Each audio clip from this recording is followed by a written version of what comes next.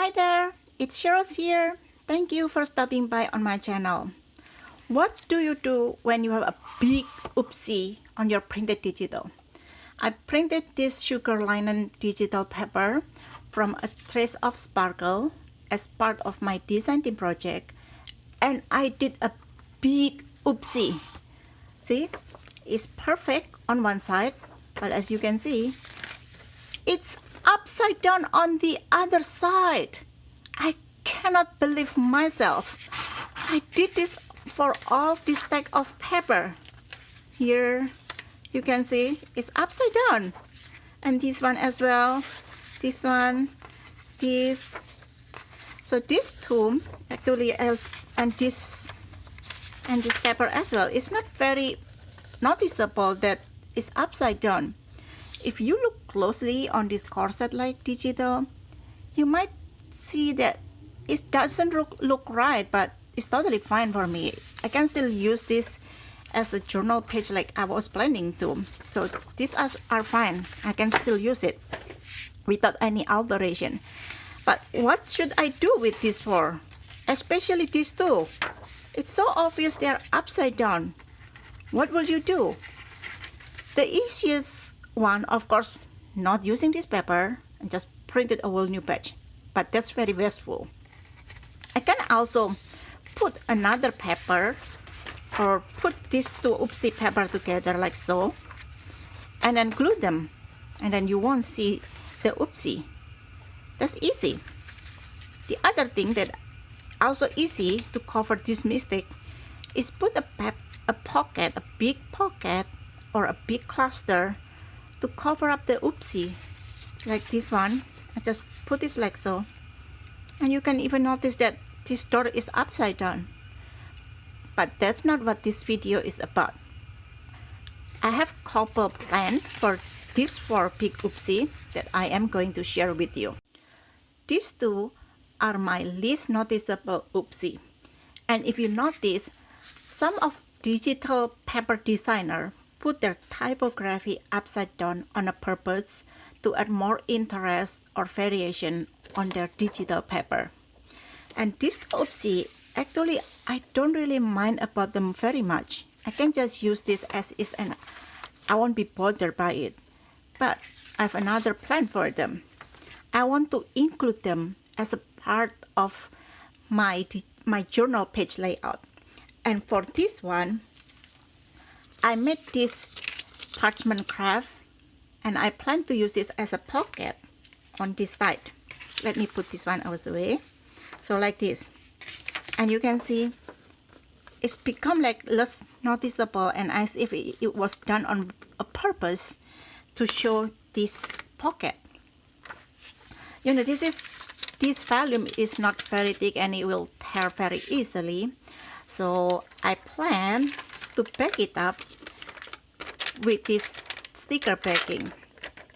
I will remove this sticker and put it on the sticker page that I made for my daughter,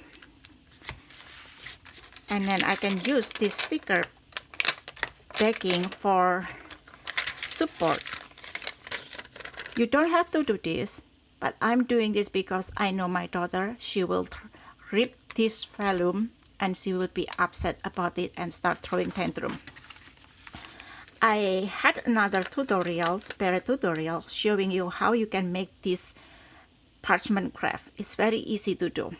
So what I'm going to do, I'm going to put glue across this, stick it on this sticker packing, and then sew it around this edge to make a pocket. That's one. And for this piece, I'm going to use it as a part of my journal page layout, as I said, and I am going to put some stencil or something on top of it. I am done with these 2 pages. I sew my craft parchment on this side, and as I mentioned, I bake it up first with the sticker packing. And the way I did it, I used my glue stick, my daughter's glue stick, all across this vellum paper, and then I put it on top of the sticker. So when it dries, you cannot even tell where I put the glue, because basically I put it everywhere. And look at my stitches. It's so beautiful. I'm so proud of myself, because usually it's not looking good. It's always have some imperfection around it. So this is one. And the other one, I did some stenciling.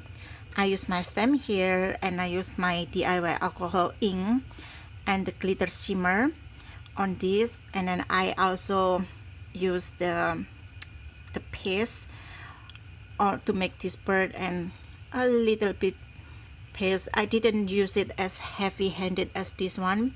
I did some like a little bit here and there on purpose, because the color is too deep than I thought it would be, and that's why I just decided, well, I'll just use it a little bit and let's see how it goes. And I kind of like it. It's not solid like this, it has some texture. It's perfect. So this flower here just take off the attention from the upside down typography behind it, and that's what I'm going for. And actually I was a little bit heavy-handed with my glitter shimmer on this part, and you can see here on the back side it's showing up, and that's totally fine. I like it. It added more interest on this side. And see this is the wet nap that I used to clean my stencil, and look at this. It's so fun. I'm going to keep using this, and when I got a lot more color, I'm going to use this to make something. That's my plan. And talking about this mixed media stenciling, I want to show this off. These are made by my daughter, Miss Cutie.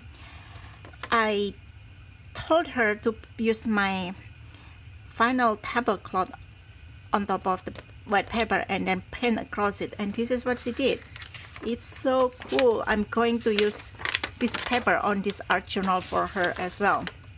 These two sheets are my biggest oopsie. I know my daughter will love this corset, so I am going to keep this side as is and do something with this. I don't really mind about this part. It's not so obvious that it is upside down. This door, however, it's so obvious. So what I'm thinking of is doing some stenciling to take away the attention from this upside down part. And for the second sheets, I am thinking of cutting it where the door started and make it an envelope.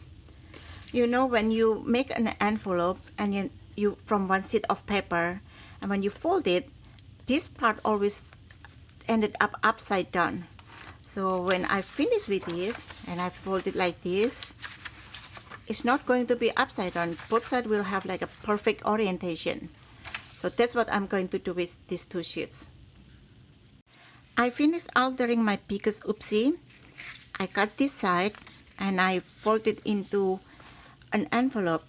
I haven't decided yet if I want to shut this so it make an envelope, or if I want to keep it like so she can use it to put some of her art or something. And I cut the flap using my tag templates. I'm not going to throw this piece away. I'm going to use it for masterboard or for decorating the pages. And this is the other part. I started decorating this dress and then I decided to leave it so my daughter can put more decoration or did something with this dress. And yeah, I fold it like this, so it's going to be in the journal signature like so. And for this page, like I said, I did some stenciling, and then I decided to put some acetate as a belly band, and then I also put some blinks for more decoration. So these are what I did with my oopsie: an envelope and then the cutoff. I also did some stenciling to take away the attention from the upside down part. What do you think? Did I do it really well? And what do you usually do when you have an oopsie like this? Do you just cover it up or throw the piece away and just print another one? Yeah, what do you do? Please share it with me so I can learn from you as well. Now, these journal pages are ready to put in my signatures. I already have the papers ready, almost all of it actually. And then all I need to do is just decorating it and finish the cover. And then this art journal for my daughter will be ready. Thank you for watching, ladies. Happy crafting. Bye.